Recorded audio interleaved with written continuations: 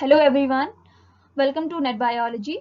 Today we will discuss about a very important topic which is how to prepare for CSIR Net Life Science Examination. आपको किस तरीके से इस examination के लिए प्रिपेयर करना है ये चीज हम डिस्कस करने वाले हैं इस पर्टिकुलर वीडियो में भी और इससे आगे आने वाली वीडियोस में भी हम ये डिस्कस करेंगे। पहले हम प्रिपरेशन स्ट्रेटजी पे डिस्कस करेंगे कि आपने क्या क्या चीजें प्रिपेयर करनी है एग्जामिनेशन से पहले, और उसके बाद एग्जाम स्ट्रेटजी। जब आप एग्जामिनेशन हॉल में होंगे, आपके पास क्वेश्चन पेपर होगा, उस टाइम पे आपने क्या क्या स्ट्रेटजीज ऐसे यूज करनी है ताकि आप अच्छा स्कोर कर सकें इस पर्टिकुलर एग्जाम में। तो ये जो सीरीज है इसमें हम यही चीज डिस्कस करने वाले हैं, that how to prepare for CSIR net life science examination. तो सबसे पहला टॉपिक अगर हम बात करें प्रिपरेशन के लिए तो वो होता है हमारा सिलेबस। आपको सिलेबस का पता होना चाहिए। जिस एग्जाम को आप क्लियर करना चाहते हैं उसका एक पर्टिकुलर सिलेबस है। सिलेबस में आपको कुछ इंपॉर्टेंट टॉपिक्स दिए जाते हैं, कुछ यूनिट्स होती हैं, कुछ टॉपिक्स होते हैं, तब हमको पता चलता है कि हमने क्या क्या चीजें प्रिपेयर करनी है। तो आपके पास सिलेबस होना चाहिए, अगर नहीं है तो आप डाउनलोड कर लीजिए।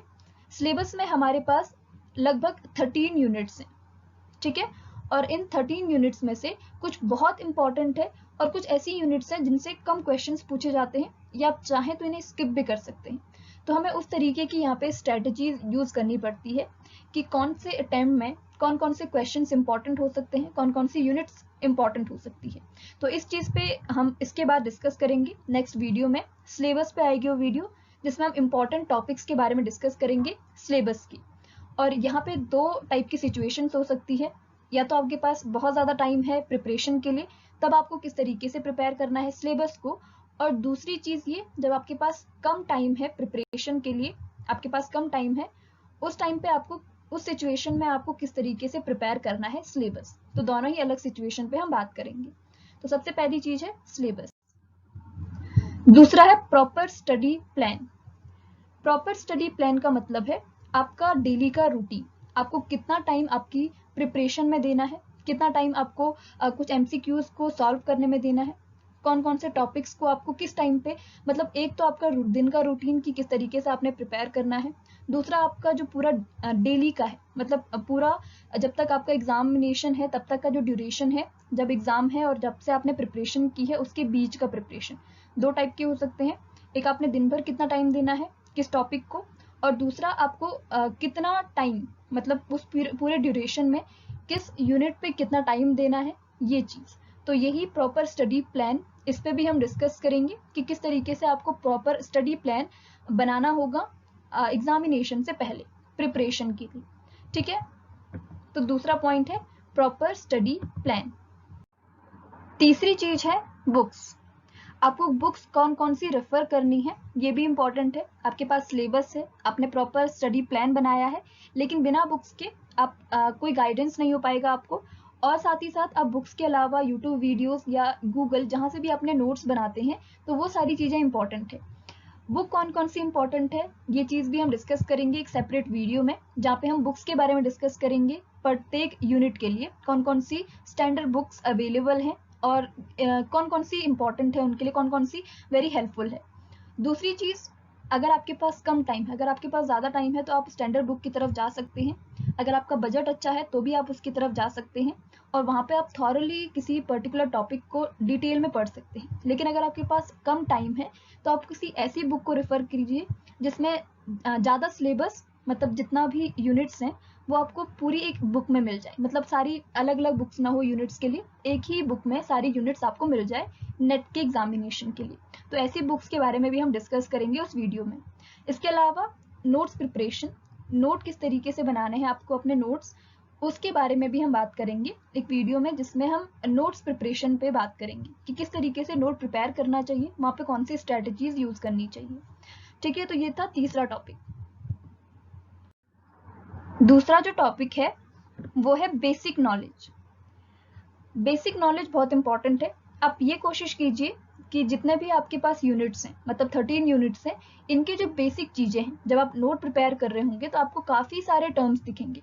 तो आप ये कोशिश कीजिए कि आपको जितने भी टर्म्स आ रहे हैं उनकी मीनिंग समझने की कोशिश कीजिए, उनकी मीनिंग्स को आप समझिए क्योंकि आपने भी देखा होगा क्वेश्चंस, जिस समय हम क्वेश्चंस देखते हैं तो वहाँ पे क्वेश्चंस में बहुत सारे टर्म्स, एक ही क्वेश्चन में बहुत सारे टर्म्स आपको दिखेंगे, और वो सारे टर्म्स जब आपको पता होंगे तभी आप आंसर तक पहुंच सकते हैं, तभी आप आंसर डिकोड कर सकते हैं।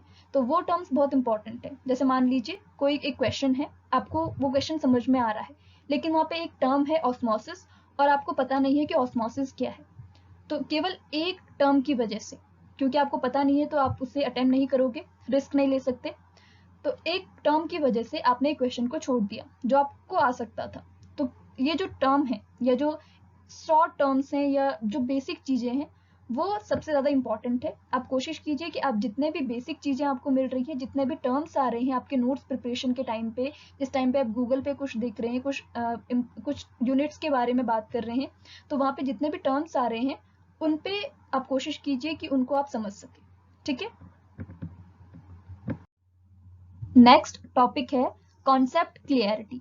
इससे पहले हमने बेसिक चीज पढ़ी थी, बेसिक नॉलेज, वही चीज है ये भी, कॉन्सेप्ट एकदम क्लियर होने चाहिए। जैसे कि हमने एग्जांपल लिया, ऑस्मोसिस का लिया था। पहली कंडीशन में आपको पता नहीं था कि ऑस्मोसिस क्या होता है, आपको उसके बारे में बिल्कुल आइडिया नहीं था।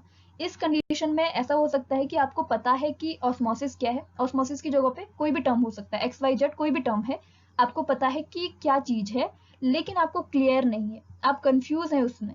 उस कंडीशन में भी आप या तो गलत कर दोगे या उस क्वेश्चन को छोड़ दोगे। तो दोनों ही कंडीशन में क्या हो सकता है, अगर आपके कॉन्सेप्ट भी क्लियर नहीं है या फिर आपका बेसिक नॉलेज क्लियर नहीं है, आपको उस चीज के बारे में बिल्कुल नहीं पता है, तो उस कंडीशन में एक पूरा क्वेश्चन जिसको आपने आधे से ज्यादा डिकोड कर दिया था, जिसको आप कर सकते थे, वो क्वेश्चन आप नहीं कर पाओगे या आप गलत कर दोगे। किस कंडीशन में, एक छोटे से टर्म की वजह से। इसलिए concept clarity and basic knowledge important है। और वैसे भी आपको पता है कि यहाँ पे जो क्वेश्चंस आते हैं वो काफी ज्यादा एनालिटिकल क्वेश्चंस, या आप कह सकते हो जो पार्ट बी के क्वेश्चंस हैं वो मेमोरी बेस्ड हैं, और पार्ट सी के एनालिटिकल क्वेश्चंस। तो दोनों में ही कॉन्सेप्ट क्लियरिटी और बेसिक नॉलेज इंपॉर्टेंट है।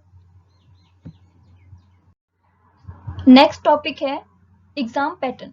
एग्जाम का पैटर्न किस तरीके से, आपके पास क्या क्या सेक्शंस हैं, एग्जाम में कौन कौन से सेक्शंस आते हैं और उनमें कितने क्वेश्चंस पूछे जाते हैं, आपने कितने अटेम्प्ट करने हैं, एक ये चीज पैटर्न होती है। और दूसरा, हर एक यूनिट से कितने क्वेश्चंस अप्रोक्सीमेटली आ रहे हैं।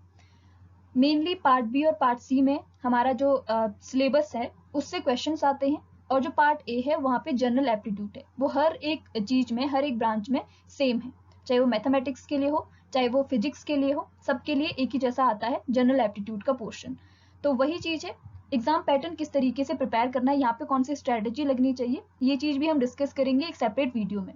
तो एग्जाम पैटर्न भी आपके लिए इंपॉर्टेंट है। नेक्स्ट है previous year question practice. Previous year के क्वेश्चन पेपर्स को किस तरीके से प्रैक्टिस करनी है हमने। प्रीवियस ईयर के क्वेश्चन पेपर बहुत इंपॉर्टेंट होते हैं किसी भी एग्जामिनेशन के लिए। प्रीवियस ईयर के क्वेश्चन पेपर को आप प्रिपेयर करते रहिए। आपका जो ड्यूरेशन है, एग्जाम जब तक है, एग्जाम जहाँ पे होने वाला है और जहाँ से आपने प्रिपरेशन की है, उस पूरे ड्यूरेशन में प्रीवियस ईयर क्वेश्चन पेपर्स की प्रैक्टिस करते रहिए, स्टार्टिंग से लास्ट तक। स्टार्टिंग में आप कम रखिए, कोशिश कीजिए कि जो आपका सिलेबस है आप उसको 80% रखिए, 80% उसकी प्रिपरेशन कीजिए, और जो 20% है वो प्रीवियस ईयर क्वेश्चन पेपर्स के लिए दीजिए। उतना टाइम प्रीवियस ईयर के क्वेश्चन पेपर्स को सॉल्व करने के लिए दीजिए। फिर उसके बाद जैसे जैसे टाइम बढ़ता जाए, धीरे धीरे करके जो प्रीवियस ईयर के क्वेश्चन पेपर की प्रैक्टिस है उसे 80% तक, और जो एग्जाम है या एग्जाम का जो एग्जाम का जो सिलेबस है उसकी जो प्रैक्टिस है, उसकी जो प्रिपरेशन है, उसे 20% कर दीजिए। ठीक है, तो इस तरीके से आपको प्रीवियस ईयर के क्वेश्चन पेपर पे भी ध्यान देना है, और उसे हर दिन अपने डेली रूटीन में कुछ ना कुछ क्वेश्चन पेपर्स के जो क्वेश्चंस हैं उनको सॉल्व करना है। ठीक है, प्रीवियस ईयर के क्वेश्चंस पेपर पे भी एक और चीज ध्यान रखने की जरूरत है, और वो है जिस भी अटेम्प्ट को आप देना चाहते हैं, मतलब जिस भी अटेम्प्ट को आप देने वाले हैं, मान लीजिए आपने दिसंबर का देना है, तो आप कोशिश कीजिए कि जो प्रीवियस ईयर के पेपर हैं वो आप दिसंबर के ज्यादा देखिए, क्योंकि ऐसा हो सकता है कि कुछ यूनिट्स जो होती हैं वो दिसंबर में ज्यादा आती हैं और जून में कम, और कुछ ऐसा होता है कि जून में कुछ यूनिट से ज्यादा क्वेश्चंस आते हैं और दिसंबर में कम। तो आप अगर दिसंबर का ज्यादा प्रिपेयर करेंगे तो आपके लिए वो ज्यादा अच्छा रहेगा। जून का भी प्रिपेयर कीजिए, जून की भी कोशिश कीजिए क्वेश्चन पेपर सॉल्व करने की, लेकिन वो कम, उस पर कम ध्यान दीजिए, ज्यादा ध्यान किस पे दीजिए, अगर आप दिसंबर का अटेम्प्ट करने वाले हैं फॉर एग्जाम्पल, तो दिसंबर वाले पे ज्यादा ध्यान दीजिए, प्रीवियस ईयर के क्वेश्चन पेपर पे। ठीक है, और लास्ट है रिविजन। लास्ट टॉपिक है रिविजन। इससे पहले हमने बात की थी सिलेबस की, सबसे पहले आपने सिलेबस देख लिया, ठीक है, आपने स्टडी प्लान बना दिया, सिलेबस में आपने देख लिया कि कौन कौन से टॉपिक्स मैंने बनाने हैं, किस किस टॉपिक से ज़्यादा क्वेश्चंस हाई यील्डिंग टॉपिक्स हो सकते हैं, वहाँ से मैंने प्रिपेयर करने हैं। आपने सिलेबस भी बना दिया अपना, उसके बाद स्टडी प्लान भी बना दिया कि प्रीवियस ईयर के क्वेश्चन पेपर कितने सॉल्व करने हैं, 20% पहले, फिर 80% सिलेबस, उसके बाद धीरे धीरे 50-50 होगा, और लास्ट में सिलेबस कम 20% और जो प्रीवियस ईयर के क्वेश्चन हैं उनको ज़्यादा सॉल्व करने की कोशिश कीजिएगा। ठीक है, तो यहाँ तक हो गया, आपने बुक्स भी ले ली, आपने एग्जाम पैटर्न की स्ट्रेटेजी भी बना दी। जो लास्ट में आपके पास टाइम बचेगा, आपने सिलेबस भी कंप्लीट कर लिया, जहाँ पे आप कोशिश कीजिए कि जो आपके 10-15 दिन हैं एग्जाम से पहले के, जो 10-15 दिन है, अपना सिलेबस आपने जितना भी प्रिपेयर करना था वो सारा कंप्लीट कर दें। और इन 10-15 दिनों में, जो 10-15 दिन है एग्जाम के होने से पहले, वहाँ पे सिलेबस की जगह रिविजन करने की कोशिश कीजिए। प्रीवियस ईयर के क्वेश्चन पेपर्स तो करने ही हैं, प्रीवियस ईयर के क्वेश्चन सॉल्व करने हैं, MCQs सॉल्व करते रहना है, और साथ ही साथ जो आपका 20% है या उसको थोड़ा बढ़ा सकते हैं, उस टाइम में आप रिविजन कीजिए। अपना 10-15 दिन से पहले सिलेबस कंप्लीट करने की कोशिश कीजिएगा, और उसके बाद जितना टाइम बचे 10-15 दिन, उसमें रिविजन कीजिएगा। जितना ज़्यादा आप रिविजन करेंगे उतना आपके लिए सही है, क्योंकि पार्ट बी जो है वो पूरा मेमोरी बेस्ड है, वहाँ पे क्वेश्चंस आप भूल सकते हैं। एनालिटिकल क्वेश्चंस में भी, पार्ट सी में भी आपके रिविजन जो है, आपने जो भी रिविजन किया है वो आपको हेल्प कर सकता है। इससे जो लास्ट है वो क्या है, रिविजन है। आप कोशिश कीजिए 10-15 दिन, एग्जाम से पहले के 10-15 दिन रिविजन करें। ठीक है, तो ये थे कुछ important topics about how to prepare CSIR net life science examination. इसके बाद हम इसी पर्टिकुलर सीरीज पे आगे डिस्कस करेंगे, सिलेबस में कौन कौन से टॉपिक्स इंपॉर्टेंट है, एग्जाम पैटर्न क्या है, किस तरीके से यहाँ पे स्ट्रेटेजी यूज करनी है, बुक्स कौन कौन सी रेफर करनी है, स्टडी प्लान किस तरीके से होना चाहिए, ये सारी चीजें। तो नेक्स्ट वीडियो में बात करेंगे सिलेबस के बारे में, सिलेबस में क्या क्या चीजें इंपॉर्टेंट है, कौन कौन सी यूनिट्स बहुत इंपॉर्टेंट है, ये सारी चीजें। Thank you so much.